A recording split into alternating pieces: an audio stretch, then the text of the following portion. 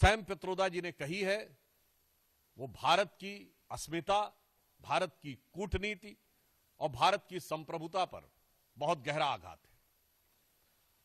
उन्होंने इस प्रकार की बात कही कि चीन के साथ तो किसी प्रकार का विवाद ही नहीं है, जैसे भारत ही अग्रेसर की भूमिका में, यानी आक्रामक मुद्रा लिए हुए।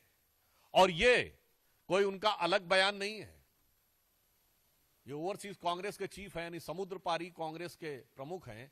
अब समुद्र पार से तो सोरस के सुर भी कांग्रेस के साथ मिलते हुए नजर आते हैं, परंतु यहां पर एक बहुत गंभीर बात है कि जो कुछ सैम पित्रोदा ने कहा है, यह कोई आइसोलेटेड इवेंट नहीं है, आइसोलेटेड स्टेटमेंट नहीं है। इसी भाव और इसी विचार के अनेक स्टेटमेंट राहुल गांधी पहले दे चुके हैं। याद करिए, राहुल गांधी जी ने विदेश में क्या कहा था कि चाइना ने बड़ा संघर्ष करते हुए ऊपर उठने का उदाहरण प्रस्तुत किया है उन चुनौतियों के बीच से।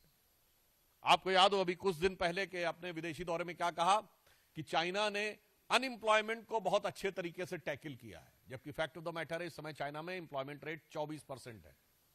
2023 में जनवरी से लेकर जुलाई के बीच में अनएम्प्लॉयमेंट रेट वहां पर बढ़ते बढ़ते हो गई 17-18%, और उन्होंने फिर जुलाई 23 से जनवरी 24 डाटा देना बंद कर दिया, फिर डाटा का बेस चेंज किया और जनवरी से लेकर अगस्त के बीच में किया, फिर बदले बेस पर भी वो 24% हो गई। मगर राहुल गांधी जी को उसमें बहुत महान चीज नजर आती है।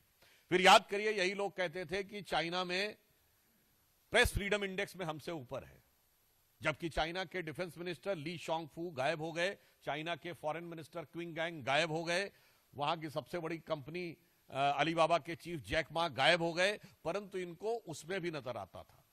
अब आप आइए, इसके बाद उन्होंने कहा कि इकोनॉमिक ग्रोथ बहुत शानदार की गई है। ये सारे स्टेटमेंट्स हैं, और इकोनॉमिक ग्रोथ की फैक्ट ऑफ द पोजीशन यह है कि 2024 में दुनिया की सबसे बड़ी रियल एस्टेट कंपनी, जो एक चाइनीज कंपनी थी एवरग्रांड, उसकी लिक्विडिटी हो गई। हांगकांग कोर्ट ने कह दिया लिक्विडेट कर दिया जाए। चीन के ह्यूनान प्रोविंस में कई बैंक्स बैंकरप्ट हो गए, कितनी रियल एस्टेट कंपनीज बैंकरप्ट हो गई, that is one other thing. उस प्रक्रिया में जब हम यह देखते हैं कि यह बयान सैम पित्रोदा का आया है, पहली बात तो हम बहुत साफ करना चाहते हैं, भारत सरकार प्रधानमंत्री श्री नरेंद्र मोदी जी के नेतृत्व में विश्व के हर देश के साथ अच्छे और सौहार्दपूर्ण संबंध चाहती है, परंतु वो राष्ट्रीय स्वाभिमान, सुरक्षा और सुदृढ़ता को बनाए रखते हुए। अब इसके बाद उनका यह बयान कहना, तो मैं पूछना चाहता हूं, यह गलवान के शहीदों का अपमान है कि नहीं? मैं कांग्रेस पार्टी से सीधे पूछना चाहता हूं।